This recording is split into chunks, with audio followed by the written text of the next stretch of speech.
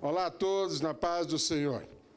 Gostaria que vocês aí que estão nos acompanhando pela Comunidade Hebron, o nosso site, comunidadehebron.com.br, agora, nesse momento, abrissem a Bíblia aqui comigo, neste capítulo de 2 Coríntios 3, versículos de 1 ao 5. Na verdade, o Walter vai estar fazendo a segunda parte de uma colocação importante da pregação que levou o nome de Quando nos sentimos inseguros e incapacitados. Ele continua hoje abordando esse tema. Na verdade, a questão é a seguinte: quantos de nós não pensamos de alguma maneira, por que Deus nos colocou nessa situação? Quantos de nós, em algum momento, com a espiritualidade de requerer o Espírito Santo, não pensamos dessa maneira? Por que estamos sendo agora incapazes de lidar com essa situação? Pois bem, hoje nós vamos abordar mais uma vez esse tema.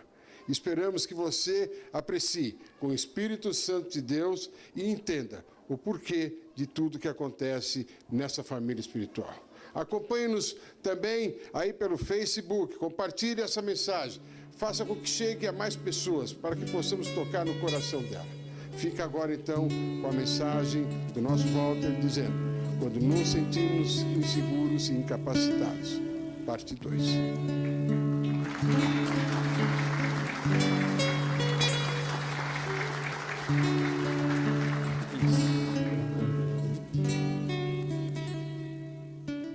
Eu quero dar sequência ao que eu falei a semana passada com vocês, quando nos sentimos inseguros e incapacitados. O nosso texto está em 2 Coríntios, capítulo 3, versículos 1 ao 5. É o mesmo texto que eu li a semana passada, e vou salientar a mesma ideia de Paulo. Nós vamos ler a Bíblia na linguagem da tradução da linguagem de hoje, nova tradução da linguagem de hoje. É uma linguagem mais clara. Apesar de ser uma linguagem popular, muitos se enganam com essa Bíblia, achando que ela não é Bíblia, não está correta. Essa Bíblia, eu conheço as pessoas que trabalharam e quem a traduziu diretamente do grego e do hebraico. Ela é propriamente traduzida do grego e do hebraico. Ela não passou por nenhuma outra versão. Mas foi escrita numa linguagem para que nós possamos compreender melhor a palavra de Deus. Em 2 Coríntios, capítulo 3, versículos 1 ao 5. Quando dizemos isso, será que estamos começando a nos elogiar a nós mesmos? Por acaso, como acontece com alguns, nós precisamos entregar cartas de recomendação para vocês ou pedi-las a vocês? Vocês mesmos são a nossa carta, escrita no nosso coração, para ser conhecida e lida por todos. Sim, é claro que vocês são uma carta escrita pelo próprio Cristo e entregue por nós. Ela não foi escrita com tinta, mas com o Espírito do Deus vivo. Ela não está gravada em placas de pedra, mas em corações humanos. Dizemos isso por causa da confiança que temos em Deus por meio de Cristo. Em nós, não há nada que nos permita afirmar que somos capazes de fazer esse trabalho, pois a nossa capacidade vem de Deus. Amém. Na semana passada eu comentei sobre algumas áreas nas quais nós nos sentimos muito fragilizados e incapacitados para lidar.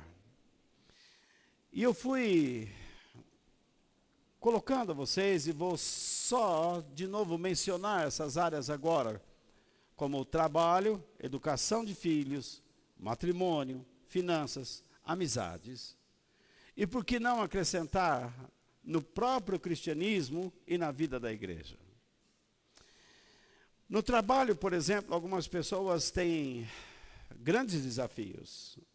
Talvez você tenha uma empresa, ou você trabalhe para alguém. Mas muitas pessoas se sentem inseguras naquilo que fazem. Porque, às vezes, diante de alguma experiência nova, lhes falta a experiência. Na educação de filhos, alguns se sentem inseguros e incapacitados, porque como criar filhos numa sociedade que não quer acreditar em Deus? Você quer criar filhos bem educados, mas eles são influenciados. E você sempre fica com o coração na garganta. Matrimônio, as pessoas se sentem incapazes de satisfazer o seu cônjuge, de trazer estabilidade. E eles vivem naquela luta, o que é que eu tenho que fazer, o que é que eu tenho que deixar de fazer. Sempre estão enfrentando lutas nessa área. Na área da finança, muitos se sentem incapacitados de prover suas necessidades, trazer proventos para dentro de casa. E nós sabemos que muitas vezes o problema financeiro tem até separado casais, tem criado problemas, porque algumas pessoas realmente não assumem responsabilidades. Mas há outros que estão perdendo os cabelos, porque gostariam de serem úteis e trazerem os suprimentos, mas não estão conseguindo. Quando nós falamos de amizades, existem aqueles que estão se sentindo inseguros acerca daqueles que os rodeiam. Como é que eu posso confiar nessa pessoa no mundo de hoje, onde as pessoas não merecem tanta confiança assim? Você fala alguma coisa agora e daqui a pouco essa pessoa está contra você. No cristianismo e na vida da igreja, algumas pessoas se sentem incapazes, porque como é que eu vou confiar nas coisas que Deus diz? Eu posso arriscar a minha vida aplicando a palavra de Deus em meus caminhos? Será que vai dar certo? Não é um risco? E na vida da igreja, será que vale a pena eu me envolver com pessoas? Porque sempre que nós nos envolvemos, temos relacionamentos interpessoais, existem riscos, existem pessoas que nos magoam, pessoas que nos ferem, pessoas que machucam. Às vezes elas não nos tratam como pensaríamos que deveriam nos tratar. Nos esquecem ou, enfim. Nossa mente está sempre trabalhando no pior. Mas como nós podemos responder a esses desafios sem nos rendermos ao desânimo? Como é que nós poderíamos encarar situações com outros olhos? Como é que nós poderíamos passar por cima desses pensamentos? Como é que nós podemos andar de um modo que agrade a Deus? Será que nós também deveríamos ser, então, como pessoas desafiadoras, orgulhosas, que dizem, não, eu vou superar tudo? Que tipo de pessoas nós temos que ser? Algumas pessoas, diante dessas dificuldades, desanimam. Outros, então, dizem, não, eu vou superar, eu vou fazer acontecer. Mas a verdade é que nenhuma dessas duas atitudes são corretas. Por que eu estou falando isso? Porque uma expressa falta de confiança. Quando uma pessoa desanima diante dessas dificuldades, quando nós desanimamos diante das nossas próprias fragilidades ou incapacidade, quando nós olhamos um desafio e dizemos, não dá para encarar, nós estamos dizendo que Deus não pode fazer nada. Mas quando você diz, não, eu vou enfrentar, eu vou superar, eu vou fazer, você está demonstrando orgulho. Quem disse que você tem que enfrentar da maneira que você quer enfrentar? Quem disse que você tem que passar pelo caminho que você está querendo passar? Eu pergunto, vocês amam a Deus? Vocês amam a Deus de verdade? Vocês querem servir a Deus de todo o coração? Então, o apóstolo Paulo, no nosso texto, nos ensina como nós devemos responder a esse tipo de coisa. Ele fala aqui uma grande verdade, que a nossa capacidade vem de quem? De Deus. Vocês podem ler o versículo 5 de novo, em voz alta. Veja, no trabalho de Paulo, que era ser um ministro espiritual de Cristo, o que ele diz? Em nós não há nada que nos permita afirmar que somos capazes de fazer esse trabalho, pois a nossa capacidade vem de Deus. Então, a verdade aqui é que Deus é a fonte de todas as nossas habilidades. Deus é a fonte de todas as nossas habilidades. Deus nos fez com talentos, com dons. Deus nos deu uma personalidade, mas isso não significa que o pacote já está fechado. Significa que ao longo da vida Deus vai nos aperfeiçoando. Vocês estão entendendo? Vocês estão comigo? Algumas pessoas, eu lamento quando elas falam, eu nasci assim e vou morrer assim. Gabriela. Os mais novos não riem porque não sabem disso. Isso é coisa do tempo de quem? Do Celino. Então, veja só. Então, veja bem. Algumas pessoas dizem, eu nasci assim, eu sou igual à minha avó, eu sou igual à minha mãe, eu sou igual ao meu pai, eu puxei esse, eu puxei aquele. Não. Deus deu certo temperamento a você, Deus te deu uma personalidade, mas tudo isso vai se aperfeiçoando e coisas terão que ser acrescentadas na sua vida. Embora os sentimentos de insegurança, incapacidade sejam chatos, inconvenientes, estressantes, nós temos que procurar um caminho que agrade a Deus. O que nós vamos fazer com eles? É possível você viver sem fragilidade? Sem se sentir frágil? É possível você viver sem se sentir incapaz? Esta semana mesmo você vai ter que lidar com alguma situação e que você perceberá a sua fragilidade. Essa semana você vai enfrentar alguma situação que você vai perceber a sua limitação. Você é incapaz para lidar com aquilo, tanto para pensar sobre aquilo, como para lidar com aquilo. Se você não tem toda a capacidade para pensar, você não terá capacidade para executar. Isso prova que nós somos seres limitados. Então, a primeira coisa que eu quero falar com você é, faça com que a sua insegurança e incapacidade o aproxime de quem? De Deus. Por que eu estou dizendo isso? Por que o Espírito de Deus está nos pedindo isso? Porque todo grande desafio nos dá duas opções. Uma opção negativa e uma opção positiva. Quando nós agimos negativamente, quando você age negativamente, é porque você está focando a sua atenção sobre a sua fragilidade e incompetência.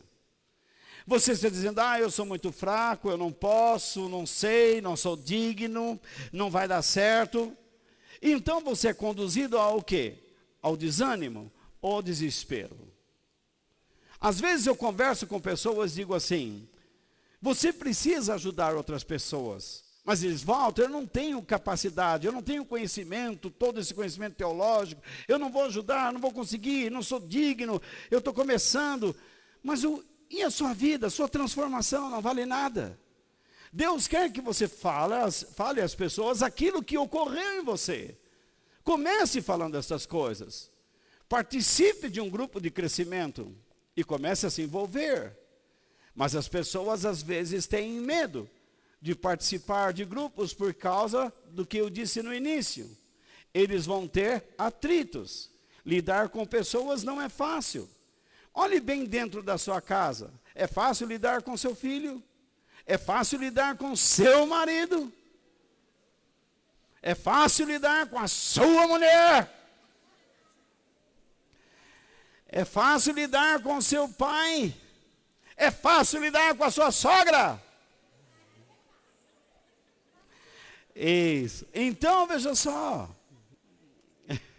Então, não é fácil se relacionar, mas é necessário, Deus quer. O lugar que você tem que aprender a se relacionar é dentro da igreja, porque isso vai preparar você para se relacionar com o mundo, dentro de um aspecto cristão. Porque tudo que se espera dentro da igreja é que existe um espírito de perdão, de superação à mágoa. E todos devem observar aqueles que ficam guardando rancor. Essas pessoas amarguradas devem ser evitadas. Se elas não mudam o seu temperamento, elas devem ser evitadas, segundo a palavra de Deus. Você não deve viver muito próximo a elas, porque elas produzem um veneno que vão envenenar você. Mas e o lado positivo diante dos desafios? É quando você, em vez de observar primeiramente a si mesmo como uma pessoa incapaz e frágil, você observa a grandeza e a glória de Deus. Você olha para Ele e diz: Senhor, eu não posso, mas se o Senhor me capacitar, eu vou fazer sua vontade. Se o Senhor me der condições, eu vou aprender. Deus coloca você em um trabalho. Ele abre as portas para você, ou abre algum negócio grande. E você diz: meu Deus, e agora o que eu faço? Se você olhar para a sua incapacidade, você pode escolher pessoas erradas para estar ao seu lado. Você pode se sentir tão frágil que você vai escolher alguém que vai tentar dominar você. E então o que você tem que fazer? Você tem que buscar a Deus naquele momento. Você tem que olhar para a grandeza dele. Porque senão você vai se submeter a um senhorio errado. Você vai se submeter a um ser que vai tentar dominar você. E Deus não quer isso. Deus quer abençoar você.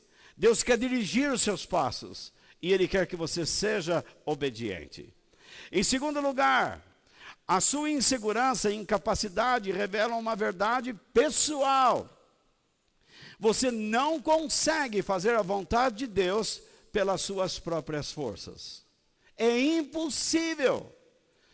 Quando você está numa dificuldade, quando você se sente fragilizado ou incapaz, quando você está diante de decisões e escolhas, você diz: bom, eu vou escolher por esse aspecto ou aquele aspecto. Então você tem que analisar uma coisa. Jesus disse que aquelas pessoas que procuram seus próprios interesses, eles não alcançarão e não terão a vida verdadeira. Eles não experimentarão a vida do alto. Isso significa o quê? Que quando você busca viver de modo egoísta, você não deve esperar a bênção de Deus. Você não deve esperar a mão de Deus, a iluminação de Deus no coração. Mas quando você decide viver para Ele, fazendo a sua vontade, você pode esperar que Ele estará sempre agindo em todos os seus caminhos. Em cada momento. Você se lembra o que Davi disse? Ainda que eu ande pelo vale da sombra da morte, não terei medo, porque tu estás comigo. A tua vara e o teu cajado me consolam, ou seja, me protege. Vai abrindo o caminho, vai me dando proteção. Vocês estão comigo, gente? Sério mesmo? Verdade? Deus jamais esperará que façamos a sua vontade pela nossa própria força. Ele mesmo diz, não é por força e nem por violência, mas é pelo meu Espírito. Deus não nos chamou para que nós ficássemos nos desgastando, fazendo sua vontade, nos estressando. Fazer a vontade de Deus deve ser um prazer de termos dentro de nós a sua pessoa e seguindo o seu Espírito.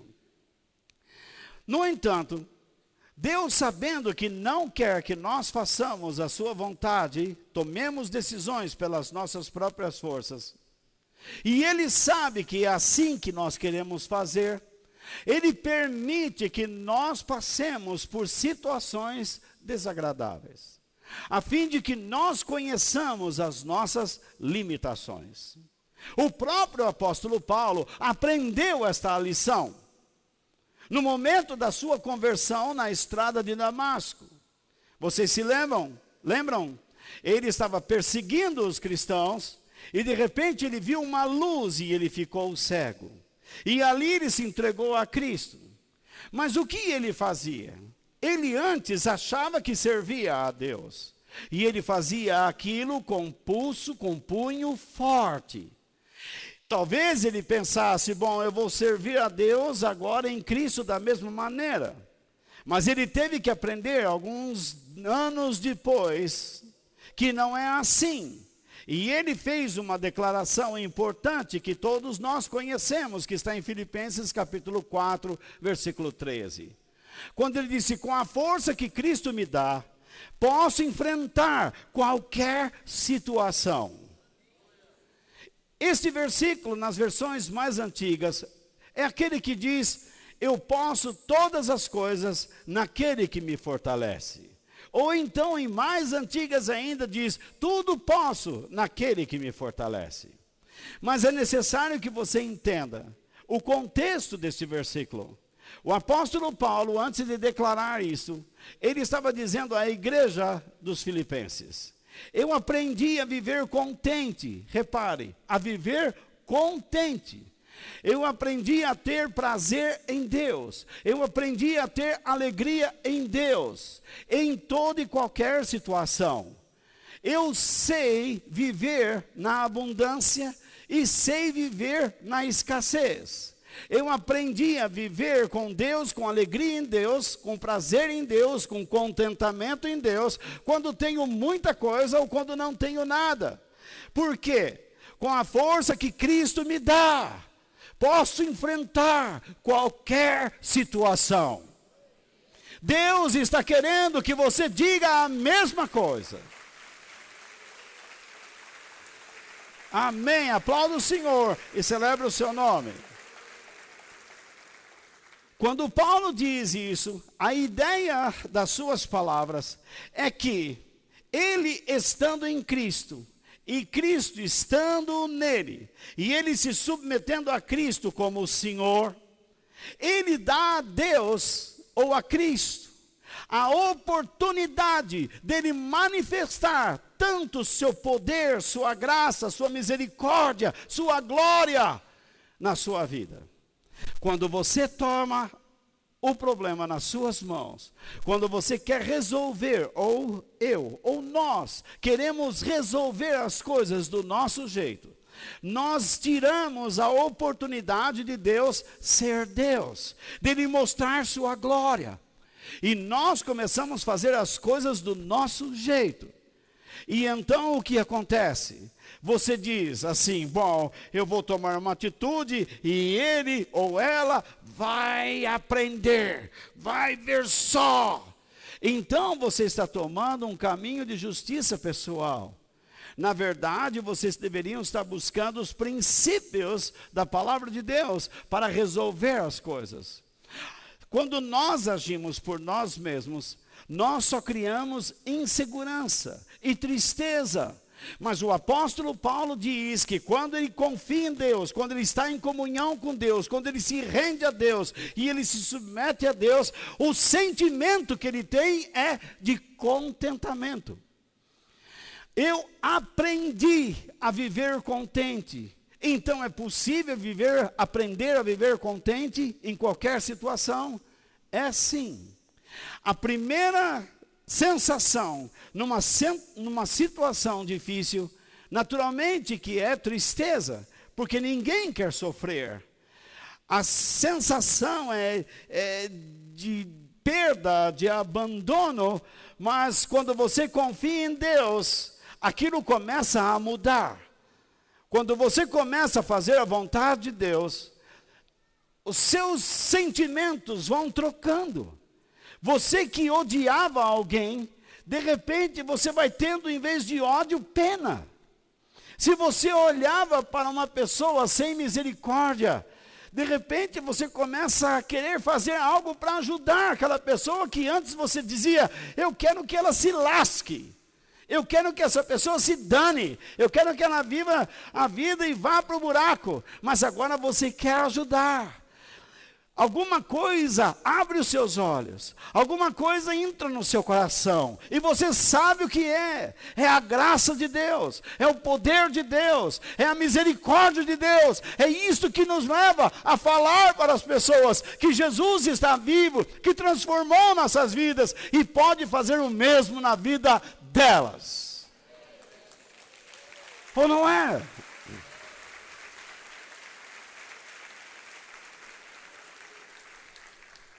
A verdade é que quando nós nos submetemos ao poder de Cristo em nós, Ele começa a nos dar capacidades, estou falando no plural, capacidades que humanamente seria impossível de as termos. Nós não as teríamos, mas quando Ele nos dá essa capacidade para agirmos segundo Ele. Se você está sendo bem-sucedido, com a convicção de que está trabalhando juntamente com Deus, pode ter certeza que é Jesus Cristo que está agindo na sua vida. Quando você assina um bom contrato, e aquilo vem pela ação de Deus, pode ter certeza que as mãos de Jesus Cristo estão assinando aquela assinatura, sua assinatura, e a mão dele está lá junto com a sua mão. Eu fico tão emocionado ao falar essas coisas que eu me embaralho todo. Em terceiro lugar, faça com que a sua insegurança e incapacidade o leve a depender do Espírito de Deus. Faça com que a sua fragilidade, insegurança, sua incapacidade, o leve a depender do Espírito Santo de Deus. Na noite que antecedia a crucificação de Jesus, Ele prometeu enviar aos discípulos quem? O Espírito Santo, a fim de que eles fossem o quê? Ajudados, fortalecidos. Hoje eu olho para as igrejas e eles não clamam pelo Espírito Santo. Eu vejo os cristãos, eles não clamam pelo Espírito Santo. Eles não pedem que o Espírito Santo possa agir em suas vidas. Se vocês têm suas Bíblias, por favor, abram em João capítulo 14. João capítulo 14, versículos 16 ao 18. Vamos ler alguns versículos na sua Bíblia. João capítulo 14. Quem achou, diga amém. Quem não achou, diga, estou indo para o céu. Já vai tarde.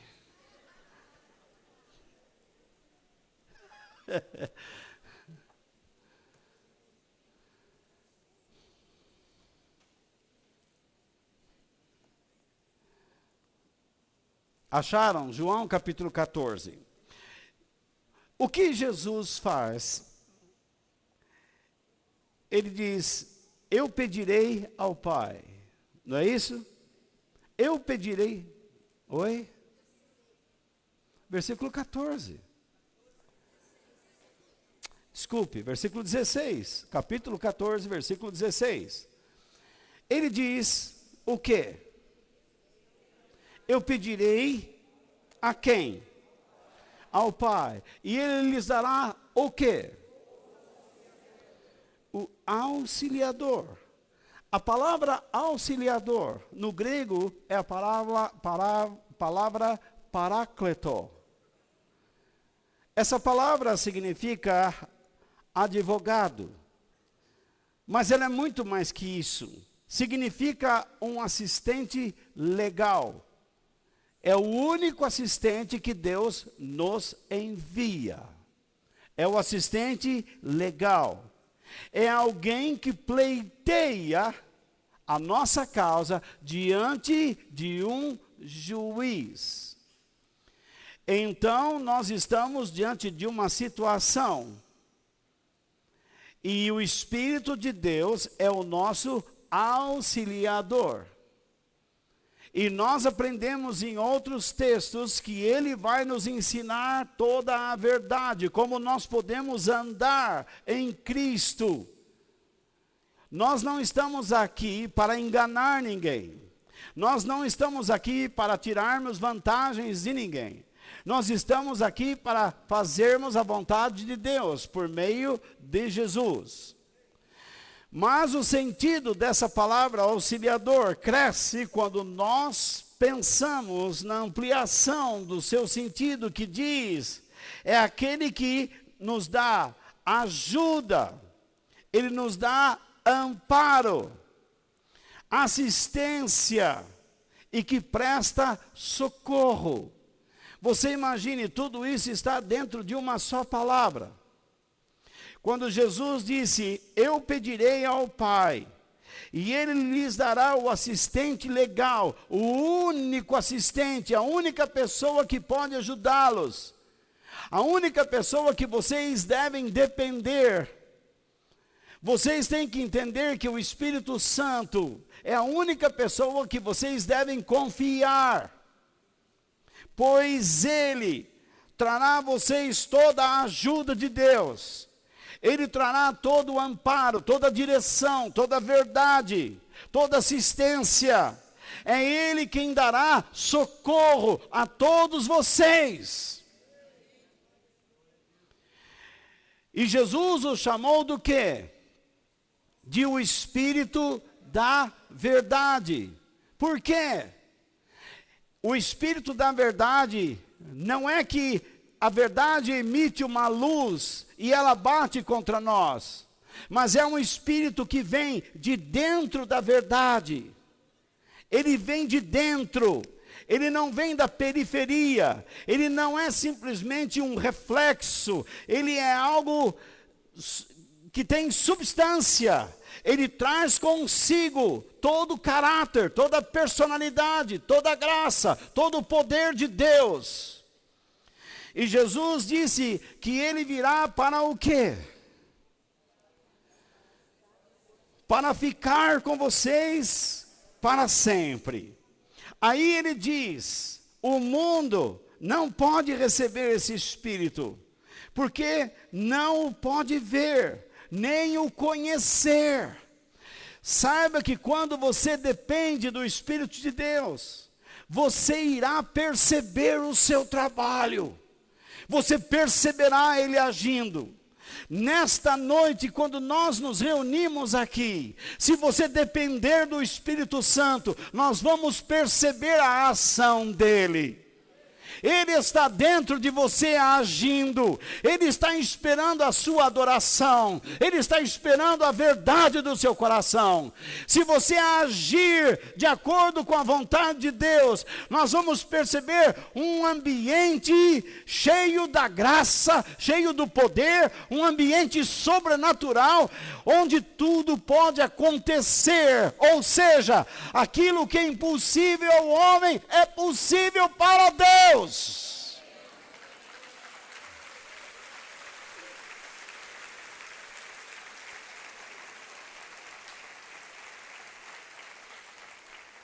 Por outro lado, eu não posso tentar forçar você que não crê em Deus a enxergar o Espírito Santo, porque você irá dizer, isso é uma loucura, isso é um problema. As pessoas chamam o Espírito Santo de fluido, de plasma, de sensação, mas ele é o próprio Deus, ele é o próprio Jesus que ressuscitou. Vamos continuar, veja só, mas vocês o conhecem. Por quê? Porque Ele está em vocês. E o que mais? E viverá em vocês. Ele está com e Ele está em. Ele te reveste e Ele habita. Ele age por fora e age por dentro. Tanto que o apóstolo João disse: maior é aquele que está em nós do que aquele que habita no mundo. Alguns cristãos dizem, fizeram um trabalho e correm nessas igrejas por aí em toda parte para alguém orar, dizendo, estou com encosto, fizeram mal, estou com inveja, olho gordo, tudo isso é bobagem. Aquele que habita em você é maior do que todas essas coisas, é maior do que a sua fragilidade, é maior do que a sua incapacidade, porque tudo que temos de bom, toda a nossa habilidade, a fonte de toda a nossa capacidade é o Espírito Santo que habita em nós. Então Jesus disse, não vou deixá-los abandonados, mas voltarei para ficar com vocês. Ele está falando da sua volta? Não. Ele está falando que Ele é o Espírito. Ele é o Espírito. Ele iria morrer, iria ressuscitar, e as pessoas não o veriam mais em carne e osso, mas iriam vê-lo agindo dentro de suas vidas. Por que você está sofrendo com síndromes? Por que você carrega tantos traumas? Por que você fica carregando tantas mágoas, tanta infelicidade? Por que você fica olhando para si dizendo que não é capaz disso e capaz daquilo? Você precisa aprender, eu preciso aprender a depender do Espírito Santo. Ele é maior do que os meus traumas, Ele é maior do que o meu passado, porque quando Ele passou a habitar em você, tudo se fez novo, você se tornou uma nova criatura, as coisas velhas se passaram, e eis que tudo se fez novo. No passado você se arrastava, no passado você ficava chorando a vida inteira por todos os cantos e becos, mas agora você tem um Deus, agora você tem um ser poderoso, que criou o céu e a terra, e que habita dentro de você.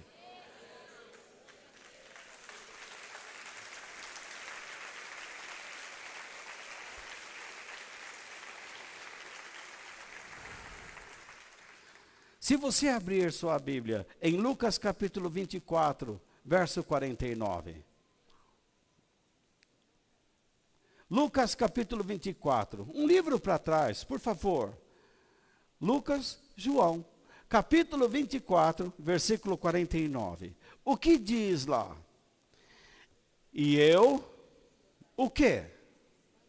Lhes mandarei o que o meu Pai prometeu. Mas esperem aqui em Jerusalém, até que o poder de cima venha sobre vocês. Vamos entender. Jesus sabia que os seus discípulos não seriam capazes de realizar a missão que Ele lhes confiou. Eles não eram capazes. Eles eram frágeis. Por isso Jesus está dizendo, vocês fiquem em Jerusalém. Não façam nada antes da hora. Que isso nos sirva de lição. Você tem decisões a tomar. Você tem certos pensamentos que estão rodando dentro de sua mente. E eles estão pressionando você. Existe uma voz lá dentro que está dizendo, você tem que ser assim, você tem que fazer aquilo. Mas você não tem que ser nada. Você tem que ser o que Deus pede para você ser. Então tenha paciência. Não faça nada sem a ação e o poder do Espírito Santo. Se você não é um cristão autêntico, Imagine, eu posso imaginar como é a sua vida. Você só tem alegria quando está com amigos. Você só tem alguma alegria quando está assistindo alguma novela, algum filme. Você só tem alegria quando está perto de seus netos. Mas quando você vive sozinho, quando você está sozinho no seu quarto, na sua casa, a sua vida é um desespero, é uma solidão. E o que eu estou propondo a você é uma vida ao lado de Deus, em que você vai superar esses momentos, em que você vai saber resistir àquelas vozes que estão tentando jogar você para baixo. Veja só, quando Jesus diz aqui, eu mandarei o que meu Pai prometeu, esperem aqui em Jerusalém, até que o poder do quê? De cima. A mesma coisa. Não é alguma coisa que Deus faz um embrulho lá no céu e joga. É algo que sai de dentro dele, dentro da dimensão dele, de dentro do seu reino. É impossível Deus tirar uma parte de si e jogar. Não é isso. Significa que Ele mesmo compartilha a si próprio com as pessoas. É o seu interior sendo derramado, é a sua vida íntima sendo derramada, é todo o seu poder sendo derramado. Quem habita em você não é uma porção de Deus, não é uma fagulha de Deus. Deus tem a capacidade de ser onipresente, onisciente, onipotente. Significa que Ele está em toda parte, Ele conhece todas as coisas, Ele tem todo o poder. Se Ele é assim, Ele tem o poder de se dar, de se oferecer a cada um de nós. O mesmo Deus que habita em mim, é o mesmo Deus que habita em você. Na mesma medida. O que muda é a sua vontade de crer. O que muda é o seu compromisso. O que muda é a sua maneira de encarar os desafios. Se você for mais sério, se você for mais responsável, se você for mais decidido, eu duvido que Deus não fará mais na sua vida. Ele só não faz porque você não se decide. Mas no momento em que você se decidir, no momento em que você abraçar Jesus e dizer, eu quero viver uma vida em comunhão contigo, espere para ver como Deus fará proezas na sua vida. Em quarto lugar, permita que Jesus demonstre o muito que pode fazer através de toda não a nossa, desculpe o erro do pronome, mas sua fragilidade. Se não permitamos que Jesus demonstre o muito que pode fazer através de toda a nossa fragilidade.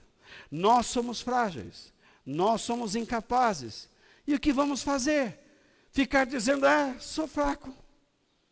Resolveu a situação, você consegue viver. Vocês estão ainda comigo? Já cansaram? Há certas pessoas que você vai conversar e diz assim, não, minha vida é assim mesmo, não tem mais jeito não. Ou não é? Dá desânimo de ver o desânimo. Nem o diabo consegue tentar mais, porque ele tem medo dessas pessoas, porque dá dele ficar desanimado com essa pessoa também. Na verdade, ele olha uma pessoa assim, essa pessoa está completamente rendida, ela está completamente perdida. Certa vez, Jesus estava pregando, ensinando, mais de 5.000 pessoas estavam ao redor dele. E de repente as pessoas sentiram fome. E os discípulos falaram assim, bom, vamos despedir essa turma, vamos mandar embora. Jesus, não, de jeito nenhum, nós temos que dar comida para eles. Nós temos que fazer alguma coisa. Mas Jesus, nós não temos nada. Vocês não têm nada. Aí chega um rapaz. Olha, eu tenho 5 pães e 2 peixes. Que atrevido. Talvez ele ofereceu pelo menos para Jesus. A gente fica com fome, a gente assiste o Senhor comer. Não é assim? Eu conheço igrejas que pastores fazem isso.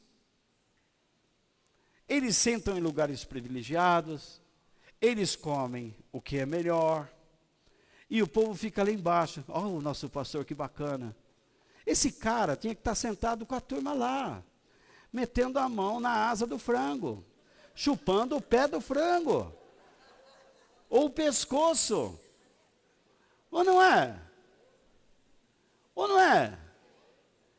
Eu acho engraçado, mas eu estou brincando com vocês, mas eu estou falando uma verdade. Isso existe. Eu acho engraçado algumas igrejas que colocam assim várias mesas, aí depois eles põem um tablado e põem a mesa do pastor elevada. Ou vocês nunca viram isso? Nunca viram? Já colocaram para mim. Aí eu falei, ó, ali eu não vou sentar não. Eu vou sentar com os irmãos, ué. Como é que pode uma coisa, fica uma coisa assim olhando, todo mundo comendo, tá gostando? Todo mundo tem que levantar e pegar comida, todo mundo, aí o pastor, todo mundo traz. Eu sei que é uma maneira gentil, mas eu acho que ele não deveria aceitar esse tipo de coisa. Ele deveria estar junto com as pessoas. Se alguém diz assim, não, eu quero ajudar, amém, obrigado, mas fica com a gente, e fica com eles, ou não é? Eu acho que esse rapaz queria dar para Jesus os pães, e Jesus aceitou. Mas de repente, Jesus dá uma ação de graças lá a Deus. Imagine só o que começa a acontecer. E sai pão, e sai pão, e sai pão, e sai pão, e sai pão. Os discípulos começam a distribuir pão, e peixe que não para mais. E a turma começa a perguntar, de onde veio tanto pão e tanto peixe? E o rapaz que ofereceu, ele deve ter falado, poxa, eu só dei 5 pães e 2 peixes, de onde está vindo tudo isso? Jesus, se tivesse escutado, naturalmente ouviu o que ele pensou, mas se quisesse ter falado, e se a conversa fosse essa, ele teria dito, eu só fiz tudo isso com o que você me ofereceu. Deus não está esperando que você ofereça a Ele muitas coisas. Há certas pessoas que vão na igreja e dizem, pastor diz assim, se você quer que Deus te abençoe, entre nessa fila de 10.000. Ou não é? Eu já vi pastores dizendo para as mulheres, vocês estão com as suas joias aí? Opa, coloque as suas joias aqui. Uma vez eu estava numa igreja, que eu era o pastor daquela igreja, e teve um homem, americano até, ele chegou lá, foi pregar, mas eu não dei autorização dele fazer isso, e ele fez. A dona Leia, que sempre está conosco aqui, ela deve estar em Miami agora na casa da filha, ela estava presente, ou não sei se alguém estava lá também presente. Ele abriu a caixa da guitarra dele, que ele gostava de cantar uns louvores country, e ele diz assim, agora vocês vão trazer a sua oferta dentro dessa caixa. Eu esperei um pouquinho, todo mundo ofertar. Todo mundo trouxe o dinheiro para alcançar a bênção de Deus, coisa que eu nunca ensinei. Deixei todo mundo, você estava lá, Lé? Estava? Deixei todo mundo ofertar. Aí, enquanto ele estava falando, eu fui lá, tirei o microfone da mão dele e falei, agora vocês que deram dinheiro, podem voltar e retirar o dinheiro. Porque Deus não abençoa dessa maneira. Deixei acontecer para depois desacontecer. Para dar uma disciplina. Para deixar todo mundo com cara de tacho. Porque não é assim que se faz. Deus não está à venda. As coisas de Deus não estão à venda. O que Deus quer que você ofereça é o pouco que você tem. Se você está numa situação difícil, o que você tem que dar a Ele? É a sua situação. Você tem que dar a Ele o controle para Ele ser Deus. Não é fácil isso, eu sei que não é. Porque todas as vozes que rodam dentro de nós dirão, isso é uma loucura. Não é assim que se vive. Mas no reino de Deus, Deus diz que é assim que se vive. É dessa maneira. Deus se deleita em receber de nós o pouco que oferecemos a Ele, para que Ele possa oferecer muito. Se você fica o tempo todo dizendo, isso é meu, isso é meu, isso é meu, isso é meu, Ele diz, bom, então nada é meu, nem você. Entrega os teus caminhos ao Senhor, confia nele, e o mais Ele fará. Em quinto lugar, peça a Deus que use o seu potencial máximo, independente da sua fragilidade e incapacidade. Dá para entender isso? Você diz, eu sou fraco, eu sou incapaz. Isso é justo, não é verdadeiro isso? Sim ou não? Você não é incapaz em muitas coisas. Quantos aqui estão enfrentando um problema sério com dificuldades de solução? Levante a mão. Você precisa resolver algo e você está encontrando dificuldade. Levante bem alto sua mão.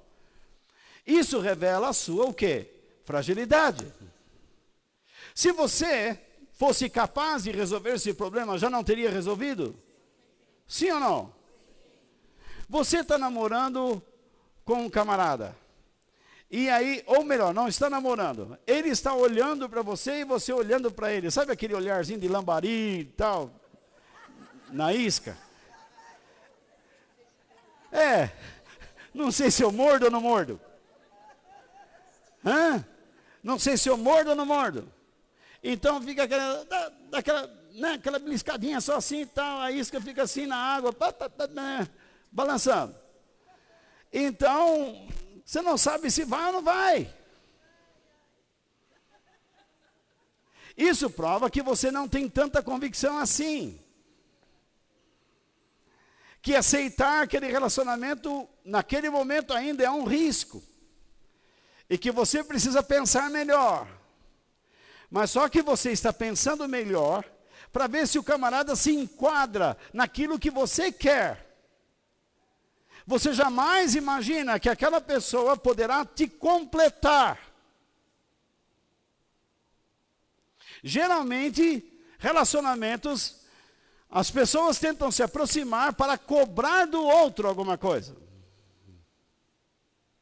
Mas quando Deus pede que nós vivamos juntos, e às vezes relacionamento de namoro e até casamento e coisa e tal,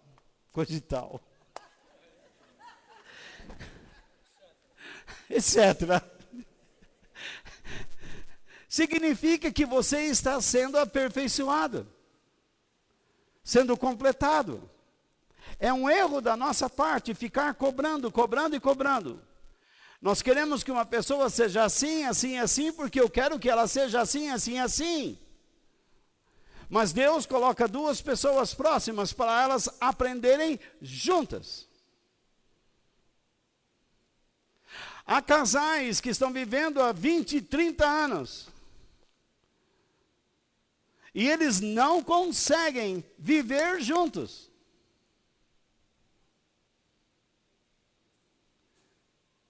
Eles não se completam. Porque não oferecem nada. Nada a Deus e nada ao seu parceiro. O que deve prevalecer são as ideias individuais.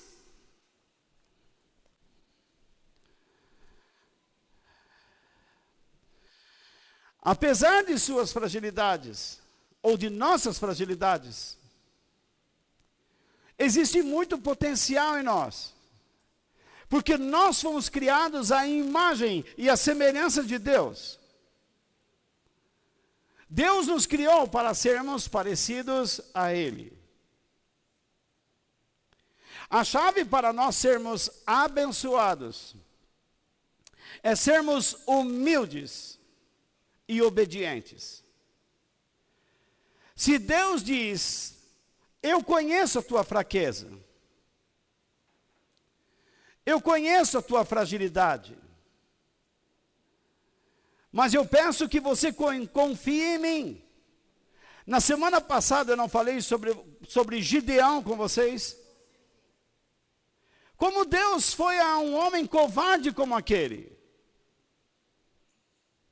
Ele diz, salve homem valente, corajoso. O cara se escondendo de todo mundo. E Deus aparece a ele e diz, salve corajoso, tudo bom? E ele deve ter olhado e disse, a voz não é comigo. Porque ele estava totalmente escondido, fazendo o trabalho escondido. Ou não é? Vocês se lembram Davi, diante de Golias, e dizendo para os seus irmãos, como é que vocês permitem um pagão desse falar uma coisa dessas para o exército de Deus? Se vocês não vão contra ele, eu vou. E a turma falou, mas quem é você? Você não é preparado, você não é nada. O que Davi tinha? O que ele tinha? Um estilingue. Uma funda. Só isso que ele tinha. E depois o que ele juntou a essa funda? Quantas? 5. Usou quantas? Uma. Ali estava um exército. Mas um rapazote se ofereceu, o mais fraco. Todos tinham lanças e espadas. Mas ele tinha um estilingue. Ele foi lá e pegou 5 pedras por prevenção. E ele ofereceu 5. Deus precisou só de uma. Talvez você está dando tiro para todo lado. Talvez nesse momento você está com muitos pensamentos, mas só um é o correto. E você não consegue discerni-lo. E se você tem a noção desse pensamento, que ele é correto, talvez não tenha coragem para aceitá-lo. Porque você está olhando para a sua fragilidade, para a sua incapacidade.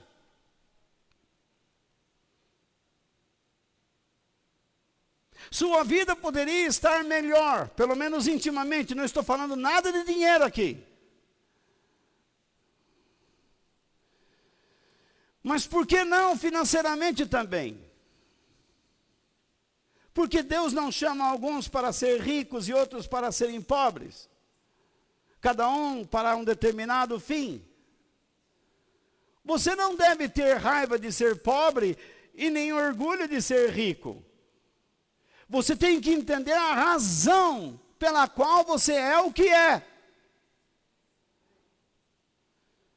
Mas ambos podem ser pessoas bem-sucedidas. Pessoas muito bem equipadas por Deus. Vivendo em pleno contentamento, alegria. Algumas pessoas, quando entram na casa do rico, ou passam em frente e dizem, ai, se eu tivesse isso. Se você tivesse aquilo, você seria a pior pessoa do mundo. Se pobre já é assim, imagine rico.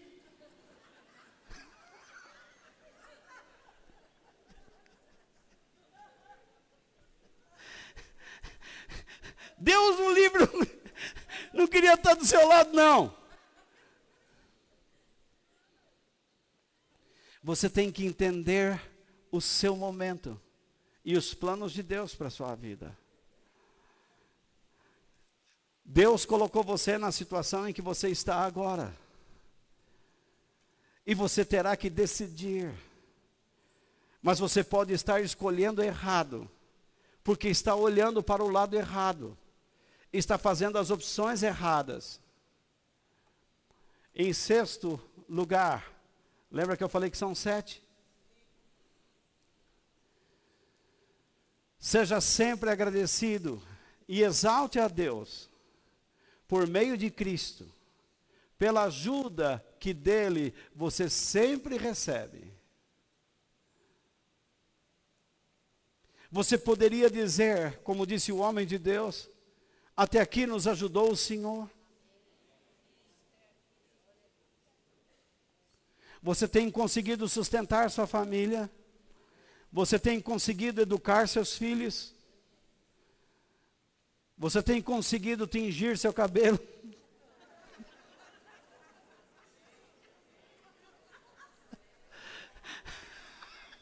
Tá cheio de velho aqui, com cabelo tingido, hein? E o Celino tá passando um shampoo que não deixa o cabelo dele ficar branco, meu. Quem me falou foi sua filha, e agora? Então, e fica dando uma aí, né? De gostosão, sou broto.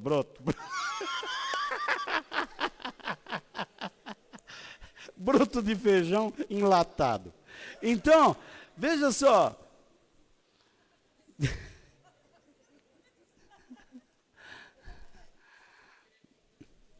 A mulherada é assim. Apareceu 2 fios brancos, entra em desespero. Ou não é? Agora, o que eu estava falando? Deus tem ajudado vocês.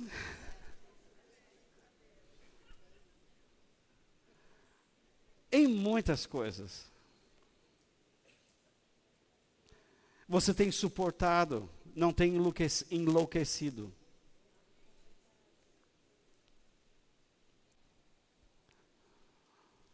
Você tem conseguido ajudar pessoas, em vez de afastar pessoas, ou em vez de até mesmo se afastar das pessoas.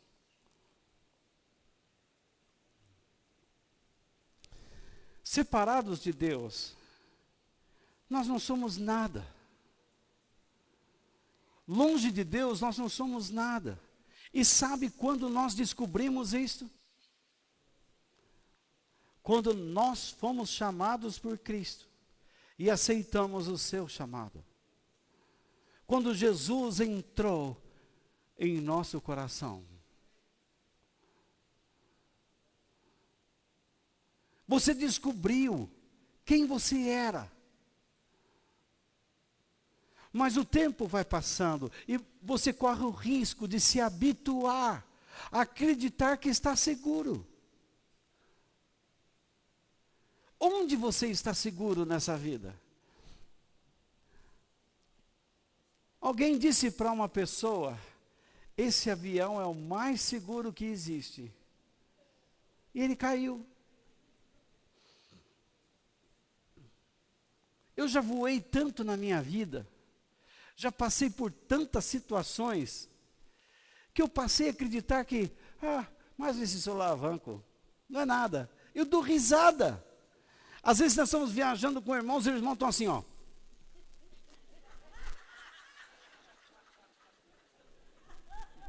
Porque ele só fez assim, ó. E eu rio, dou risada. O Paulo Romanelli. Ele sai do avião andando assim, ó.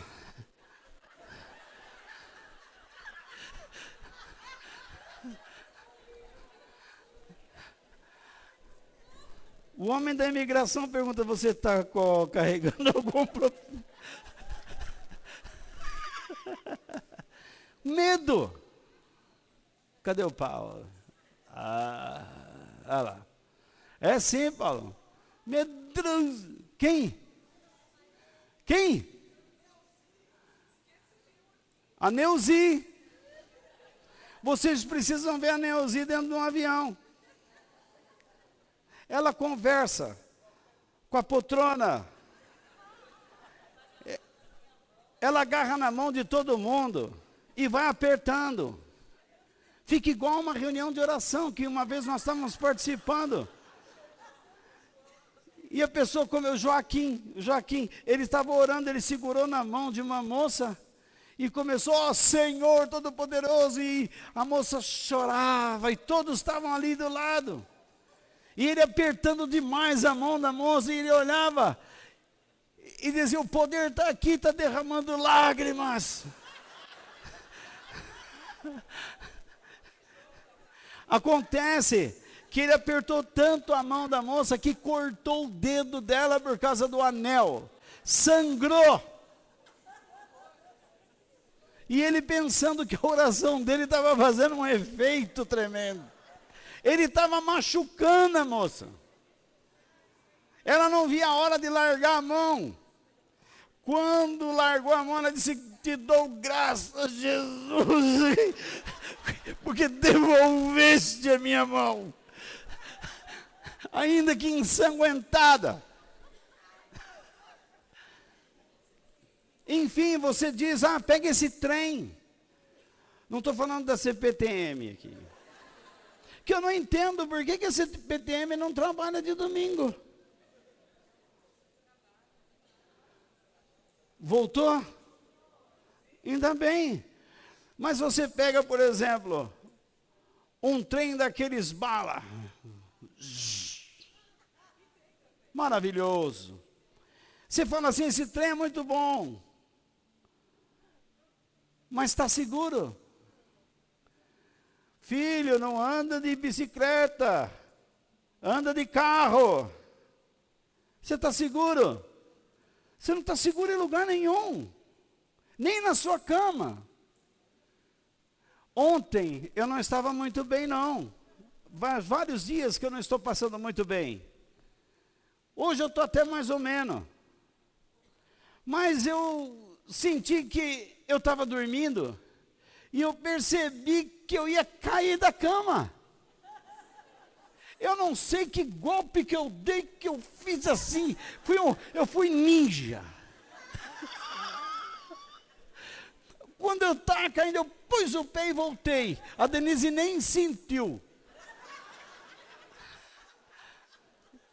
Não estou seguro nem dormindo. Imagina, você cai da cama, bate a cabeça no criado do mundo. O bicho que não fala te mata. Você não está seguro.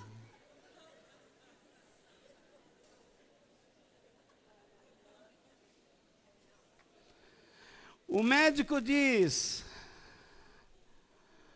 veja o nosso irmão Wagner, que nós precisamos orar por ele.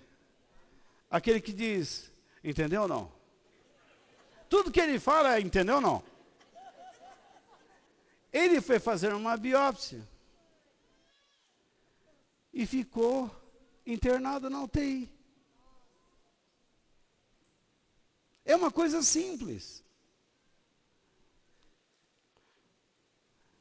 O cunhado da Denise, 3 meses, fez um exame, num mês fez o exame, tudo perfeito. É isso? 3, 4 meses. 4 meses depois estavam enterrando.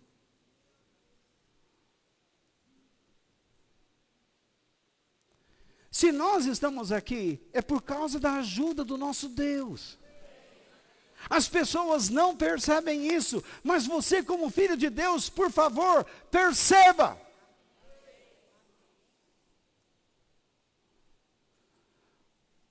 Você está seguro porque ganhou dinheiro? Ou pensa, se eu ganhar, eu vou estar bem. O que Jesus disse para aquele homem? Que quando olhou os seus celeiros cheios, disse, bom, agora descansa, come, bebe, regala a tua alma. E aí Deus vem e diz, louco, esta noite vou acabar com a tua alegria, vou pedir tua alma. Você que espirrou agora.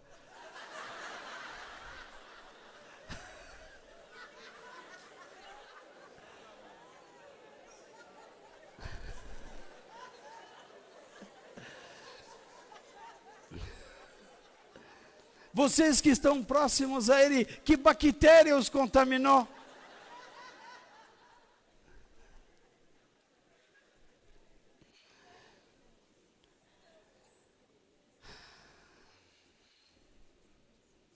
Separado de Deus, nós não somos nada. Deus nos criou para dependermos dele. Em sétimo lugar, procure sempre estar alinhado com a vontade e os propósitos de Deus em tudo o que fizer.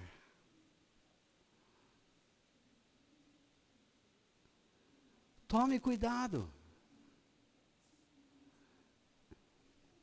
Por que o Espírito de Deus nos pede essa atitude?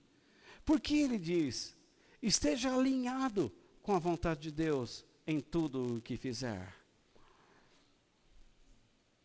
Porque é a única maneira de vivermos com segurança, direção, consciência tranquila e contentamento. Olha esses políticos que estão roubando. Esses homens negam ao povo o que estão fazendo, ainda que as provas sejam tão evidentes. Você diz, mas por que Deus não faz nada? Porque teria que nos matar também. Mas vai chegar a hora que eles terão que comparecer perante Deus. E serão lançados no inferno. Você sabe qual é o pior de tudo? É que existem pessoas que são cristãs, que estão roubando esta nação.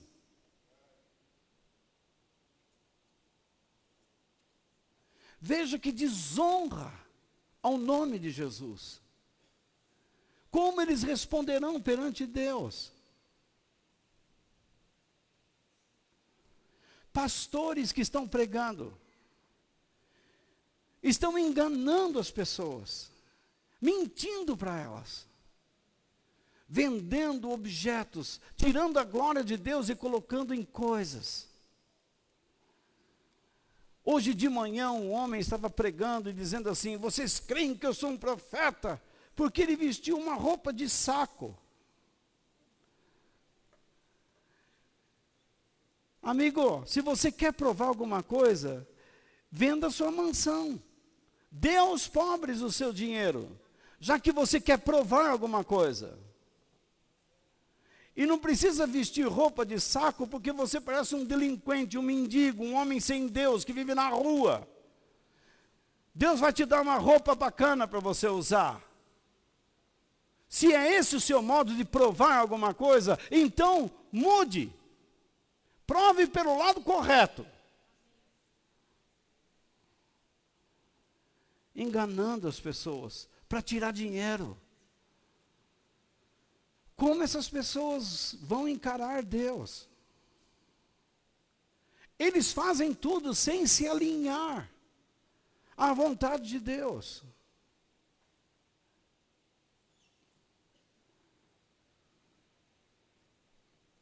Certa vez Jesus disse algo em João capítulo 14, versículo 27. Se vocês puderem abrir suas Bíblias. Estamos terminando, irmãos. É um milagre.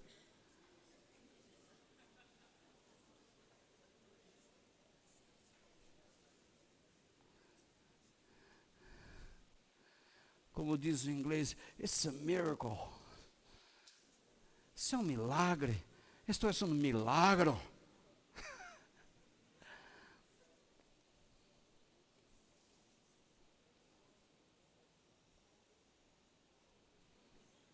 João capítulo 14, verso 27. O que Jesus disse? Deixo com vocês o quê? A paz. Espera lá. Vamos entender. Eu deixo com vocês a paz. Ele está falando de sentimento? Muitos pastores dizem, quem não tem paz nessa noite, vem aqui porque Deus vai te dar. Porque está escrito, deixo com vocês a paz. Isto não é um sentimento.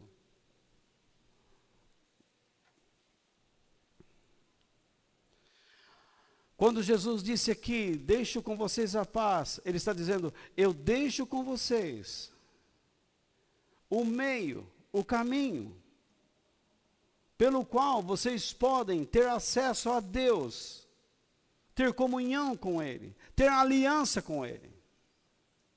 Eu vou partir desse mundo, mas agora já ensinei vocês como vocês podem ter comunhão com Ele, como vocês podem se alinhar com Ele, como vocês podem quebrar aquela maldição em que vocês seriam julgados, devastados, arruinados.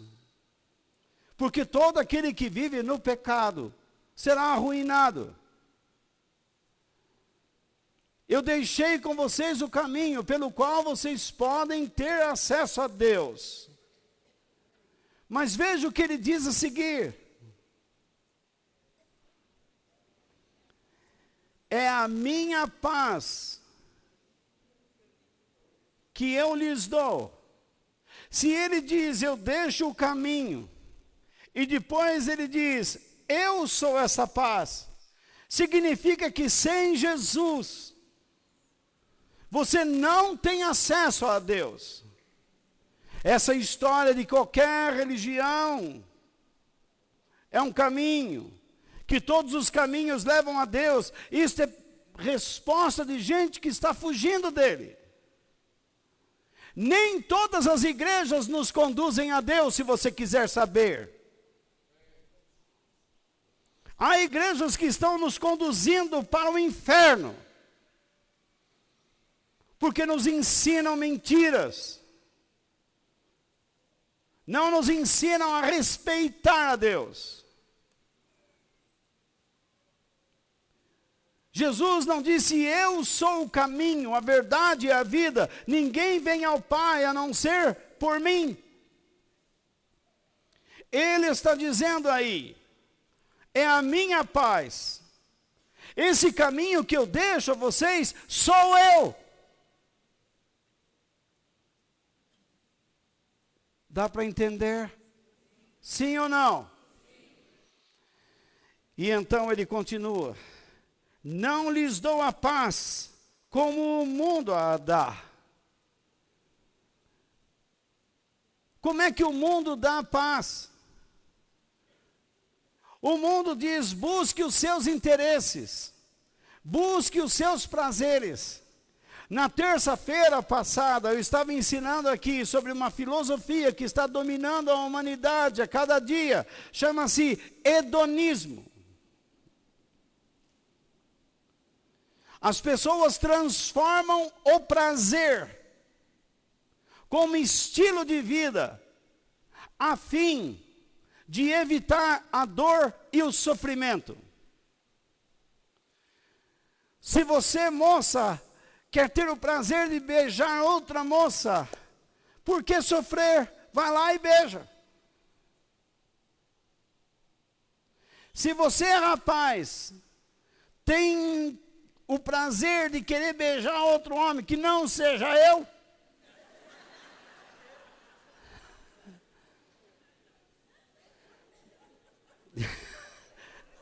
não estarei nunca à sua disposição. Vai beijar o Natan. Então, ou então o Carlão. Levanta a mão, Carlão. Ele está levantando a mão porque está à disposição. Então, de jeito nenhum. Se você quer beijar, vai lá e beija. Então você vai lá e satisfaz o seu prazer. Você vê um garoto de 14 anos com uma arma na mão. Ele aponta a arma na sua cabeça e você já entregou tudo e ele resolve e atira pelo prazer de ver alguém morrer. Tudo isso é hedonismo.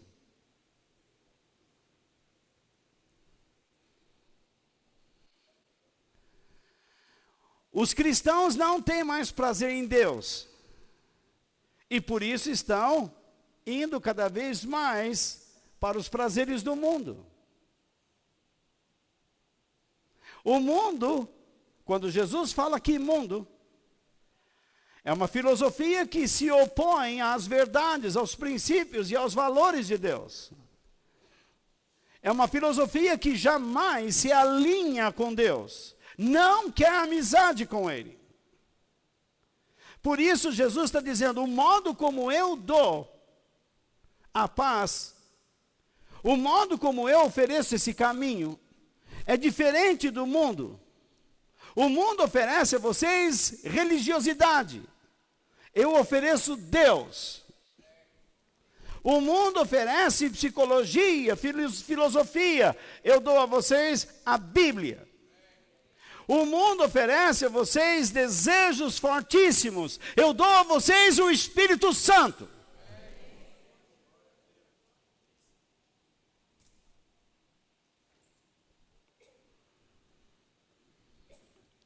Por isso ele disse, não fiquem aflitos. Não tenham medo. Não se aflijam quando tiverem que discordar do que o mundo diz. Se o mundo diz, não, isso está bem, e perguntar para você se está, não tenha medo de dizer que não é bom. Com toda a educação.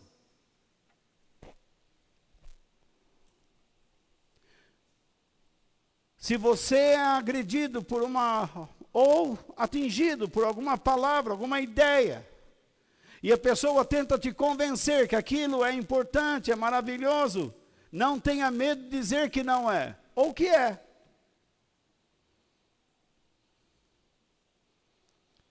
Jesus disse que as nossas palavras, nossas ações, deveriam ser baseadas sobre o sim, sim, e o não, não.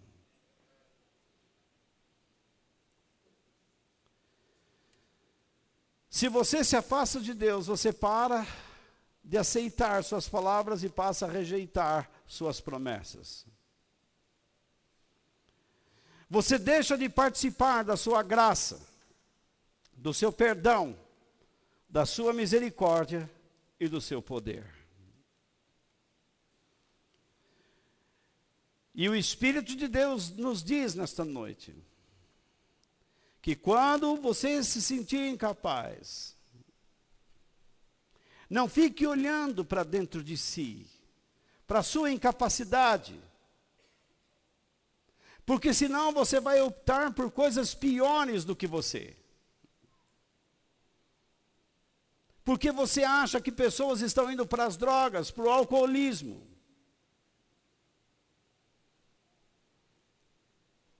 Eles não são capazes de ser homens em casa.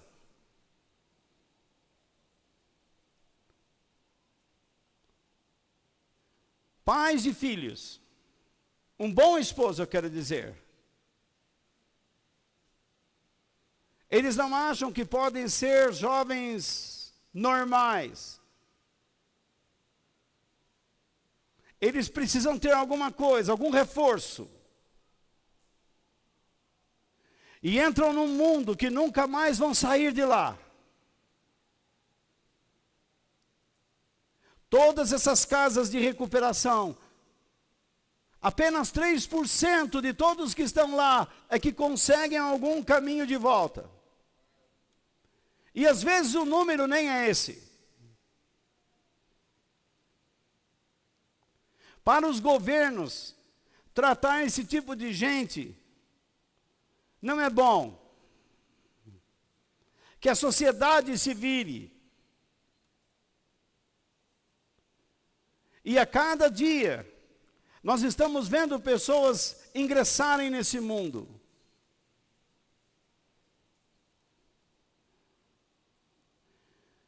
E há muitos outros tipos de drogas. Aquilo que nos ilude. Portanto, você tem dois caminhos, o negativo e o positivo. Você pode focar para dentro de si mesmo e dizer, não sou nada, e continuar sendo nada. Incapaz, frágil, desanimado, derrotado, fracassado. Ou você pode positivamente olhar para a grandeza de Deus, tirar os olhos de si por algum momento e esperar para conhecer o que Ele quer fazer na sua vida. E então você será usado, abençoado, e aprenderá a trilhar um caminho cheio de contentamento. Essa era a palavra de Deus para nós nesta noite. Que Deus nos abençoe. Amém.